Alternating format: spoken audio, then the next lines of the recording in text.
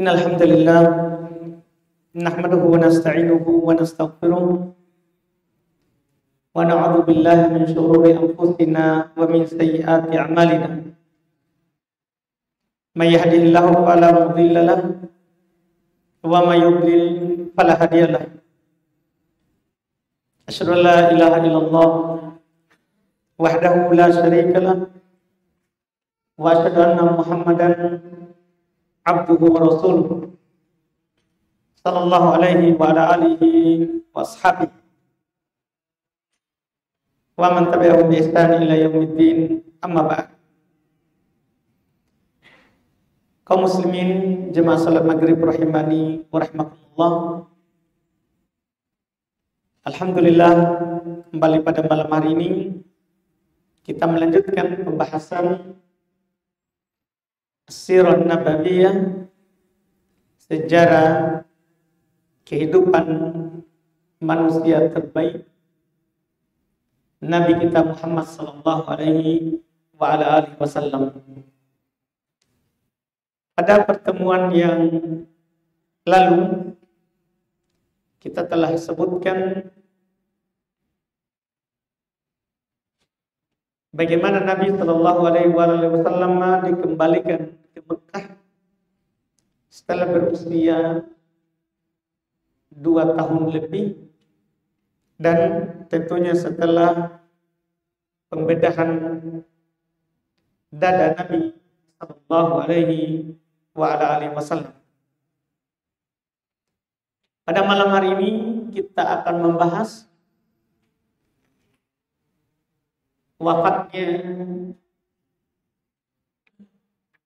ibu dari Nabi kita Muhammad sallallahu alaihi wasallam, Aminah bintu Wahab, kemudian dipelihara beliau oleh pamannya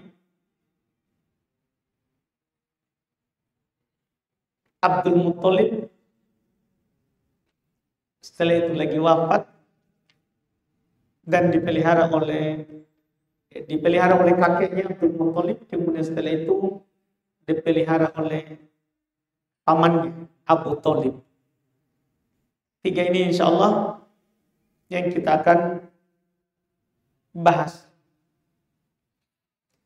Jadi setelah berusia 2 tahun lebih, maka Nabi sallallahu alaihi wasallam kembali dipelihara oleh ibunya, dirawat dan dijaga oleh ibunya yang bernama Aminah bintu Wahab. Dan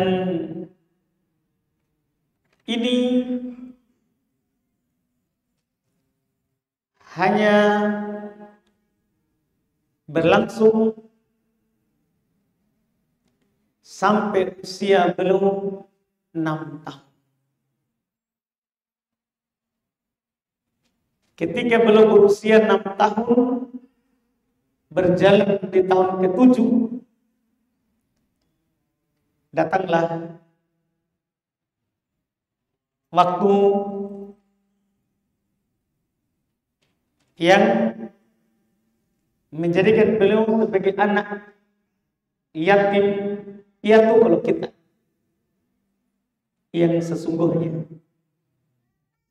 yaitu wafat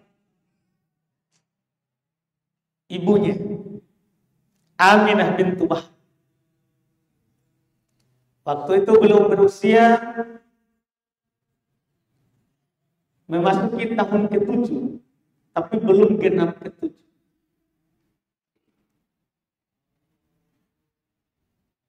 Meninggal ibunya kena penyakit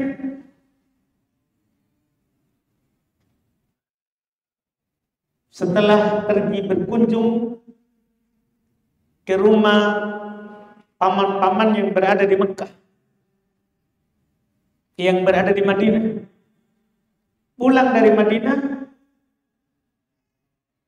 maka sampailah pada tempat yang bernama Abwa, sekarang juga dikenal dengan nama Waddan. Dia kena penyakit wabah di tempat itu. Yang mana tempat ini Abwa jaraknya dari kota Madinah 250 kilometer.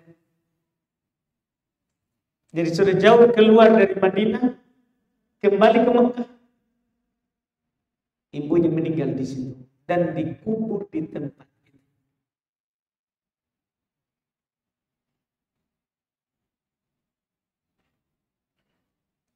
Dan dari mana kita tahu beliau dikubur di tempat itu? Itu ibu dari Rasulullah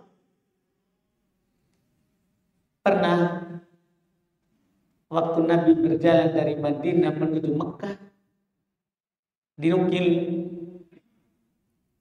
oleh Imam Ahmad, demikian pula Ibn Abi Syaibah, Al-Hakim dengan sanad yang sahih, disahihkan oleh Syekh Al-Albani rahimahullah. Itu terjadi saat Nabi menaklukkan Mekah.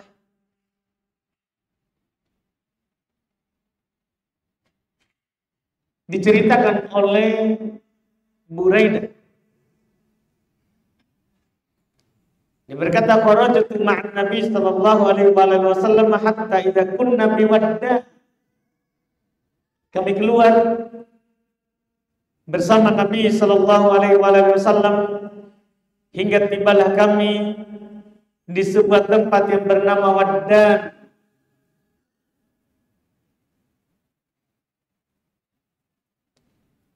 Maka Nabi berkata, "Maka nakum hatta atiyah." Tetap di tempat kalian, tunggu sampai saya datang, sampai saya kembali. Tsumma ja'ana wa huwa takin. Kemudian Nabi datang kepada kami dalam keadaan belum bersedih.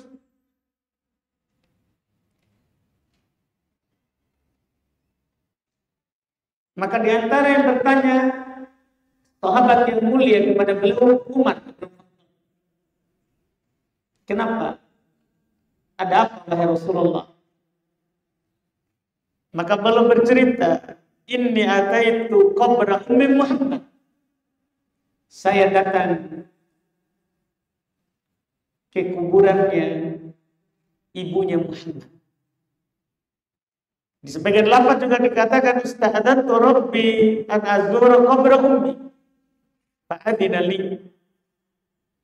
Saya meminta izin kepada Rabbku untuk berziarah ke kuburnya ibuku. Kebetulan lewat dari Madinah menuju Makkah. Maka Allah mengizinkan saya. Jadi Nabi tidak bertindak langsung begitu, padahal itu kan ibunya. Belum izin kepada Allah. Karena memang di awal Islam kita dilarang menziarah kubur.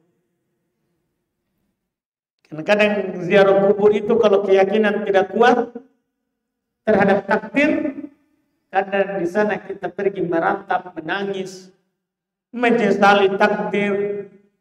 Tidak sedikit orang begitu ngomong, kenapa kita dulu, kenapa bukan saya dulu.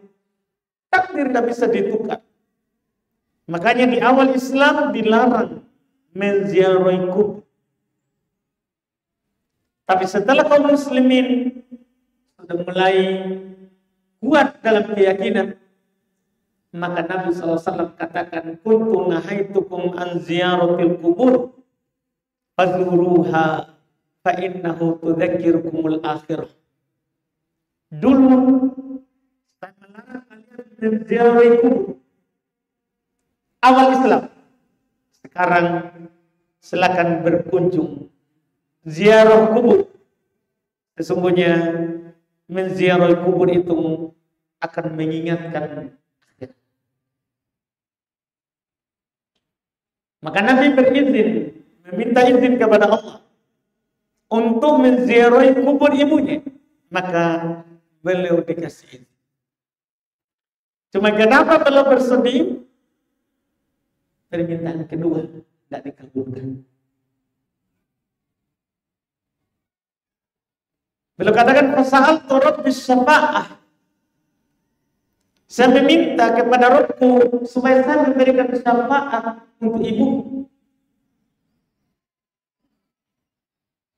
Famana'aniha, maka Rabbku melarang. Karena ibunya meninggal di atas agama jahiliyah, bukan di agama Islam. Karena meninggal waktu Nabi berumur 6 tahun. Iya. Dari sini menunjukkan kepada kita bahwa nasab tidak berguna kalau di hari kiamat. Nasab, keturunan. Dan ini memang sudah ditegaskan oleh Nabi Sallallahu Alaihi Wasallam. Kata beliau, "Man batta'a bihi 'amalu, lam yusrik bihi nasab." Siapa yang diperlambat oleh amalannya, nasab tidak bisa mempercepatnya. Kalau amalannya menentukan surga untuknya, tidak bisa diperlambat oleh nasab. Kalau amalannya menentukan neraka, maka tidak bisa juga dihalangi oleh nasab, keturunan. Makanya berbangga-bangga dengan nasab atau mencela nasab itu bukan akhlak yang Islami. Itu bahkan akhlak jahiliyah. Ketika Nabi Sallallahu Alaihi Wasallam menyebutkan perkara jahiliyah, beliau berkata, arba'un min umuril jahiliyah. Ada 4 perkara dari perkara jahiliyah, bukan perkara Islam.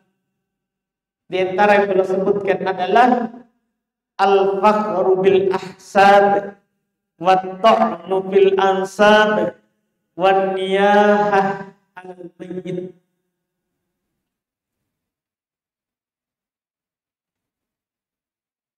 Di antara perkara jahiliyah adalah berbangga-bangga dengan nasab. Iya, karena orang bilang kalau di kita Sulawesi ini Andi, Karaeng, berbangga-bangga dengan nasab. Ada juga orang Tayi, iya, berbangga-bangga dengan nasab. Ada juga orang bilang Habib. Keturunan ini itu perkara jahiliyah.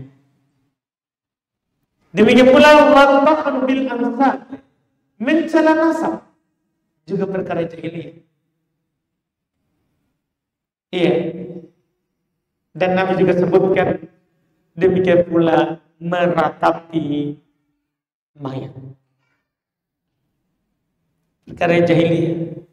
Makanya Nabi Sallallahu Alaihi Wasallam pernah mengatakan, "Ana sayyidu waladi Adam yaumil qiyamah wal fakhr." Saya ini adalah pimpinan anak Adam pada hari kiamat, tapi tidak ada kesombongan. Tidak perlu dibanggakan. Iya. Bahkan Nabi Sallallahu Alaihi Wasallam pernah katakan, tidak seorang pun dari kalian yang masuk surga dengan amalannya. Sahabat berkata, tidak pula engkau ya Rasulullah, tidak pula saya. Kecuali Allah Subhanahu wa Ta'ala memberikan saya rahmatnya. Jadi orang masuk surga bukan dengan nasab, tapi dengan rahmat Allah. Kebaikan murni dari Allah Subhanahu wa Ta'ala. Makanya praktek dari Nabi Sallallahu Alaihi Wasallam belum ingatkan keluarganya, anak-anaknya. Di antara yang belum ingatkan adalah anak beliau yang terpaling beliau sayangi, Fatimah. Kadang orang berbangga kalau dari keturunannya Ali, Habib. Iya. Kan kebanyakan itu dari keturunannya Ali. Berbangga dengan nasab. Yang mana keturunan langsung dari daging Nabi saja dengan cucu ke-11, 12. Fatimah dari dagingnya. Nabi berkata kepadanya, "Inqidhi nafsi."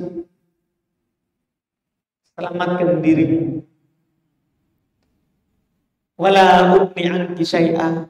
Saya tidak bisa membantumu sedikit pun. Ini anak langsung. Karena nasab tidak bisa membantu kita. Yang berguna amalan. Kalau kita punya amalan bagus, maka bagus. Tapi kalau kita punya amalan jelek, jelek kita. Keburukan yang kita akan dapat. Iya. Lihat sekarang ibunya Nabi. Nanti juga pamannya juga. Sebentar kita akan sebutkan pamannya itu Abu Thalib yang menjaganya. Ketika meninggal, Nabi meminta izin untuk mendoakan, memohonkan ampun untuknya. Allah larang juga. Karena tidak meninggal di atas Islam. Jadi ini yang membuat beliau bersedih. Karena tidak bisa menjadi syafaat untuk ibunya. Karena beda agama.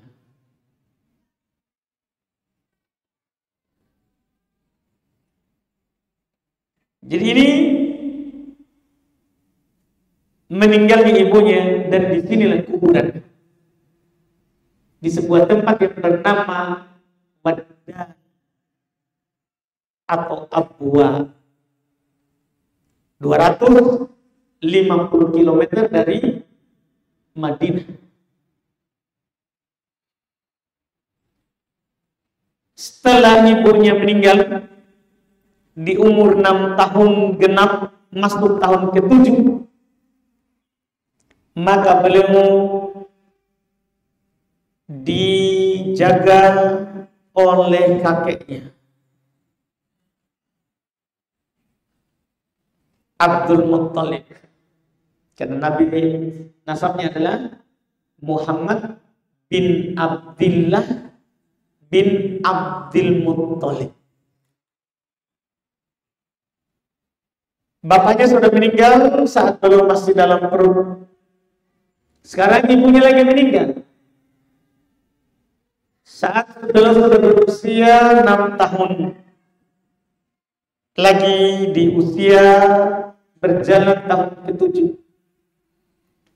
Setelah meninggal ibunya, maka beliau dipelihara, dibesarkan oleh kakeknya yang bernama Abdul Muttalib Ibn Hashim, yang mana nama aslinya sebenarnya adalah Syaibatul Hamd. Namanya Syaibah.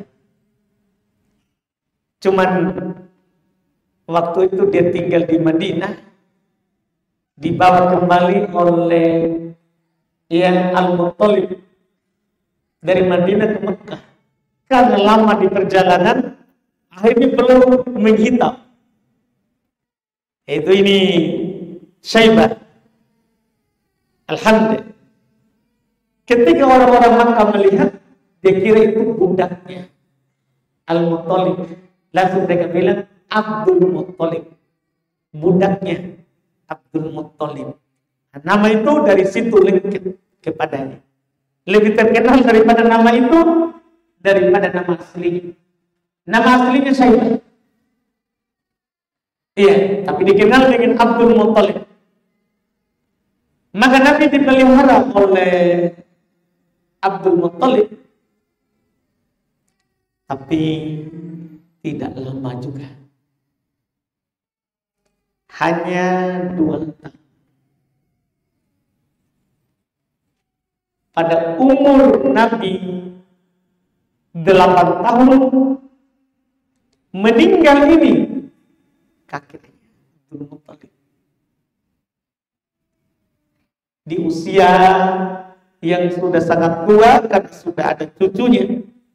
Ada yang menyatakan usia daripada Abdul Muttalib waktu itu adalah 100.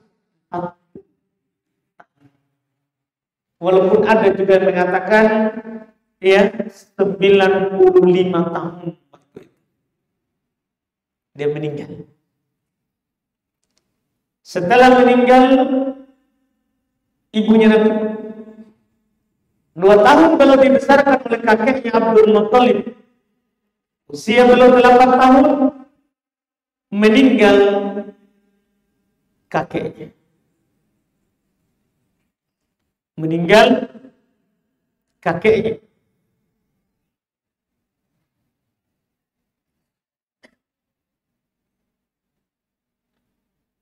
Setelah itu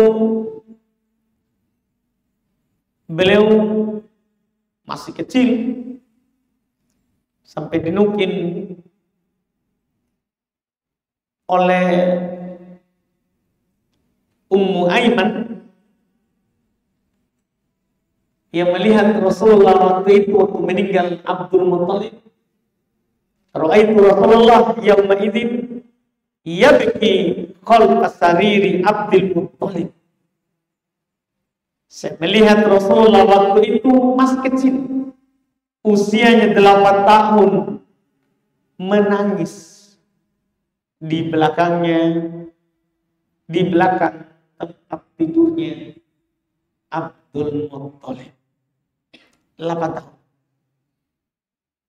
meninggal kakek. Setelah itu, kan ini masih usia kecil, beliau dibesarkan oleh Abu Thalib, ayahnya Ali, saudara dari bapaknya. Ya, karena saudaranya Abdullah, ayah Nabi, di antaranya adalah Abu Thalib.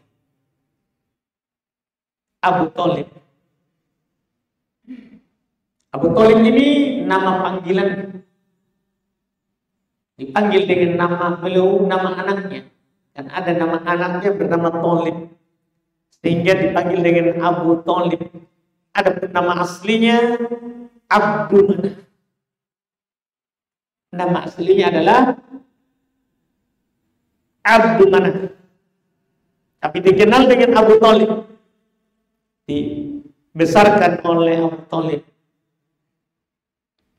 Nah, inilah yang lama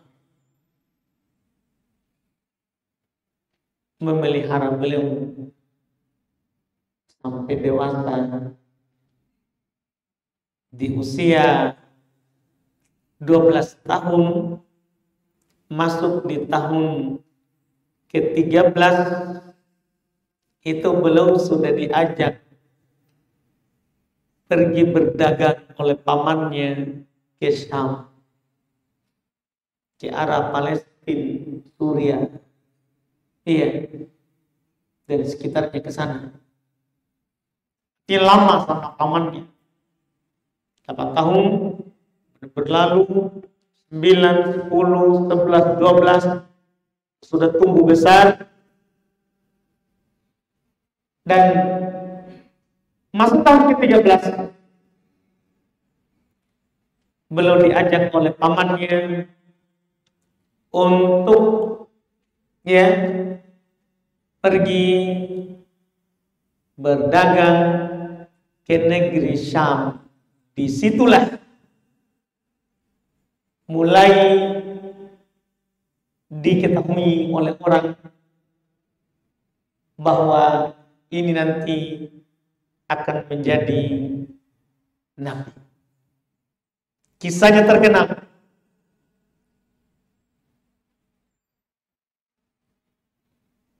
Dinukil oleh Abu Musa al-Asy'ari. Ceritanya, dia berkata, kharaja Abu Thalib ila Syam wa kharaja ma'ahu an-nabi fi ashyas min Quraisy. Abu Thalib keluar ke arah negeri Syam. Ini nama dulunya. Kalau sekarang sudah dipisah-pisah. Negeri Syam itu mencakup sebagaimana yang pernah saya sebutkan, Suriah, Palestina, Yordan, semua dikatakan dulu Syam.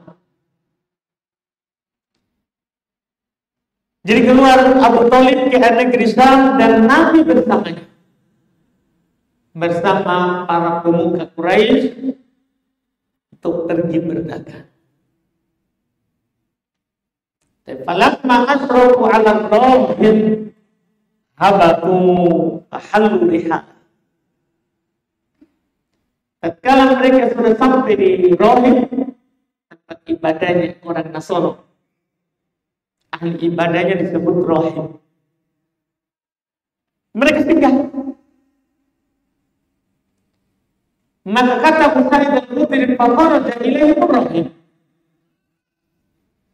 Rahim itu ahli ibadah itu dari kalangan orang Nasara. Orang yang didengar ya di orang Nasara dibilang Rahim.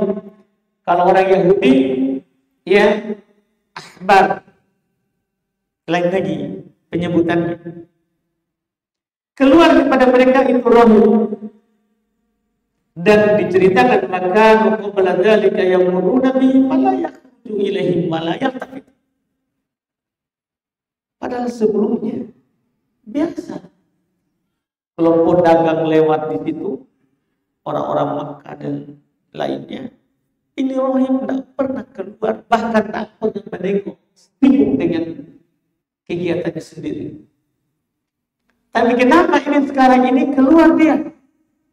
Qala dia berkata, "Qawm yahulluna rihalahum." Iya. Wa ja'ala yataqallaluhum ruh. Kembali bercerita, waktu itu mereka beristirahat di tenda mereka, maka Rahim itu datang, masuk di tengah-tengah mereka. Hatta ja'a fa'aqada biyadi Rasulillah. Sampai dia datang, mendekat dan mengambil tangan Rasulullah, dia pegang. Waktu itu Nabi berusia 12 tahun, lagi berjalan 3. Dia pegang tangannya Nabi SAW, dia berkata, "Hadza sayyidul alamin." Ini pimpinannya alam semesta, pimpinannya alam. Karena orang Nasara, orang Yahudi kenal Nabi seperti mereka mengenal anak. Ada tandanya yang disebutkan di kitab mereka. Makanya orang ini langsung tahu ini pimpinannya. Hadal Rasul Rabbil Alamin. Lanjut, dia bilang, ini adalah nanti akan menjadi utusan Roh alam semesta. Ya ba'athu Allah rahmatan lil alamin. Allah akan mengutusnya sebagai rahmat untuk alam semesta. Ini Nabi masih berusia 12 tahun, masih lama dari umur kenabian. Karena Nabi diangkat menjadi Nabi umur nanti umur 40 tahun, ini baru 12. Dia sudah. Orang-orang Quraisy heran dan bertanya kepada orang itu, "Ma'ilmu, dari mana kamu tahu? Apa tandanya? Kenapa kamu bisa tahu kalau ini nanti akan menjadi pimpinan alam? Kalau ini nanti akan menjadi utusan Roh alam semesta. Ini nanti akan menjadi utusan Allah sebagai rahmat untuk alam semesta. Dari mana kamu tahu?" Dia bilang, "Aqala," dia ceritakan,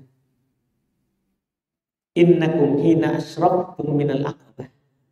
lam yabqa syajarun wala hajarun illa kharras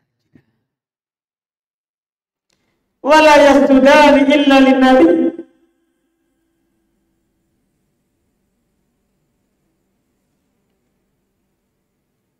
Sungguh tatkala kalian datang,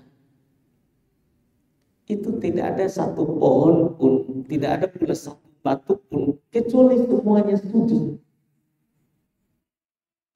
Dan dia pun akan sujud kecuali pada Nabi. Dia lanjut lagi, itu terkait dengan kejadian alam. Dia lanjut lagi, wa inni a'rifu bi khatamin nubuwwah asfala katibi mitlu tufah. Sungguh juga saya tahu dia dari tanda kenabian, ada stempelnya, ada tandanya belum, ya, di bagian bawah lengan memang ada tandanya. Kita mungkin bilang tanda lain, tapi belum ada tanda kenabiannya di situ. Disebutkan di kitab Yahudi, disebutkan di kitab Nasoro, makanya dia tahu.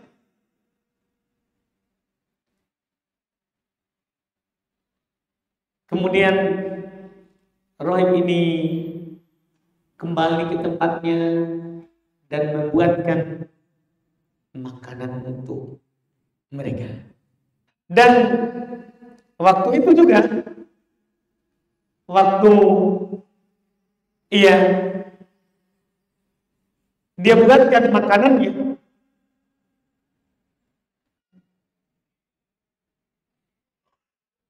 dan karena Nabi yang masih usia muda belum diberi tugas untuk menjaga onta, yang lainnya istirahat, belum lagi jaga onta. Maka kata rohib, arsilu ilaihi, kirim kepadanya juga. Fa'aqbala wa alayya dhamamatun tadilluhu. Iya.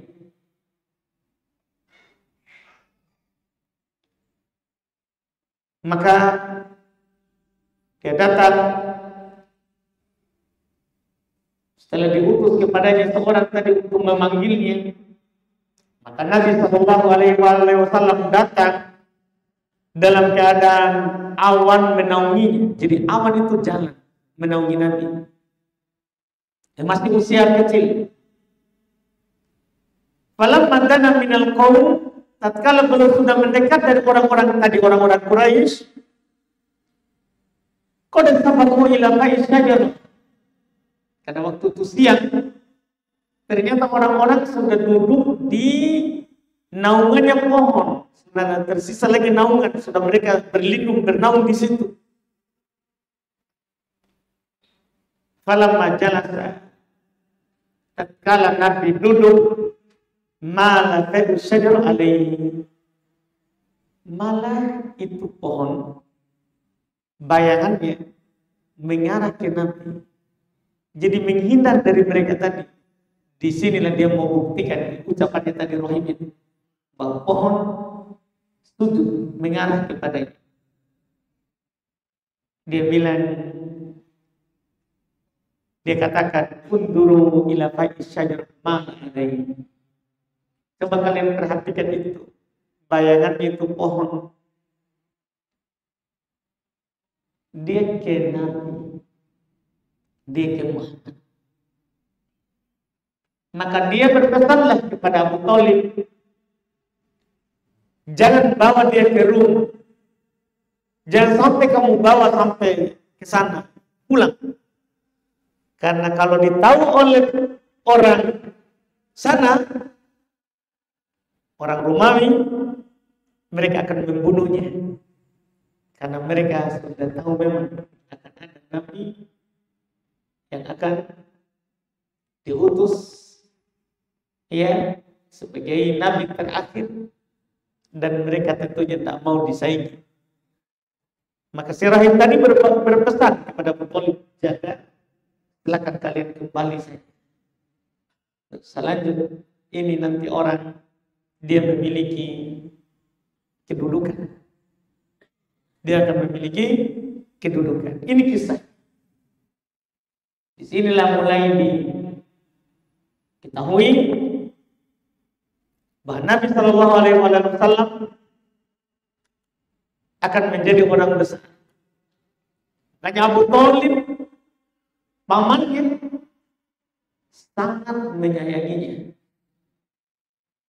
membantunya, membelanya, dan bahkan saat Nabi Muhammad diutus, beliau berkata, saya yakin, saya sadar bahwa agama Muhammad adalah agama terbaik, cuman saya takut celaan dari kaumku, maka tak mau ikut Islam, meninggal di atas agama nenek moyangnya. Makanya ketika dia meninggal, ya akan disebutkan Nabi Shallallahu Alaihi Wasallam sangat bersedih, cuma nanti. Karena ini setelahnya kita akan menyampaikan ya bagaimana Nabi SAW mulai dari situ belum menjadi pedagang di usia 13 tahun sampai ya di usia beliau yang sudah matang. Waktu itu usianya masuk 25 tahun. Jadi dari 12 tahun sampai 25 tahun belum terus berdagang. Ke Syam, kembali lagi, keluar lagi, kembali lagi. Kalau tidak ada perjalanan dagang, maka belum menjadi pengembala. Itu yang boleh lakukan. Hingga pada usia 25 tahun, waktu itu belum membawa dagangannya seorang perempuan yang bernama Khadijah, dan pulang dari berdagang mendapatkan keuntungan yang bagus. Maka disitulah beliau disukai oleh Khadijah di umur Nabi 25 tahun. Disukai oleh istrinya, yang mana istrinya lebih tua dari beliau. Waktu itu ada yang menyatakan usia istrinya 40 tahun. Dia Nabi kita 25, beda berapa tahun antara Nabi dan istrinya? 15 tahun. Tidak masalah perempuan lebih tua daripada laki-laki. Tidak ada hubungannya dengan rezeki berupa anak, keturunan, tidak. Kalau kita, walaupun ada juga menyatakan tidak. Itu hanya penukilan yang terkenal. Iya, dan bisa saja usianya sebelum itu. Yang jelas, istrinya Nabi lebih tua daripada. Ketika itu datanglah paman beliau Abu Thalib melamarkannya. Melamar seorang perempuan bernama Khadijah bintu Khuwailid ibn Asad ibn Abdul Uzza ibn Qusay. Ketemu nasabnya dengan Nabi. Ketemu nasabnya dengan Nabi.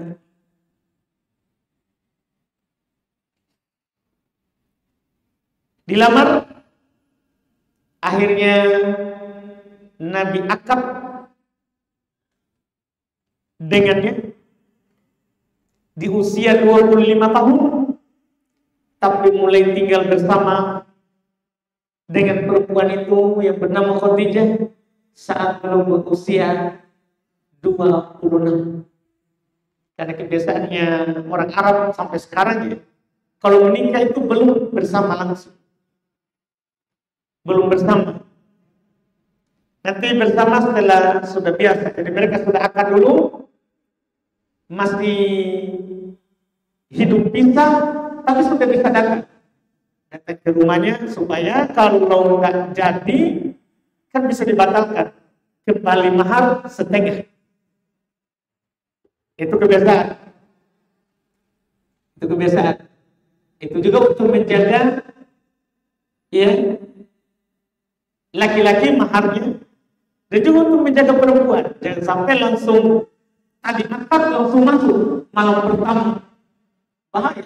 Habis malam pertama dia melarikan diri, hangus mahar, ya, tidak ada kembali sama sekali, itu kan masalah. Makanya kebiasaan orang Arab sampai sekarang juga terjadi seperti itu. Mereka kalau akad paling cepat biasa 2 bulan baru hidup bersama. Nah, Nabi dulu akad di 25. Akad di 25 tahun dan hidup bersama 26 tahun. 26 tahun. Dan setelah itu belum hidup bersama istrinya ini dengan tentunya semua anaknya itu dari sini. Ya, semua anaknya Nabi dari sini kecuali Ibrahim. Kecuali Ibrahim itu dari seorang perempuan yang bernama Maria Al-Qibtiyah, perempuan yang berasal dari Mesir. Iya. Adapun anak-anak beliau, ya, adalah anak pertama itu Al-Qasim. Kemudian anak kedua, ya, kalau Al-Qasim itu lahir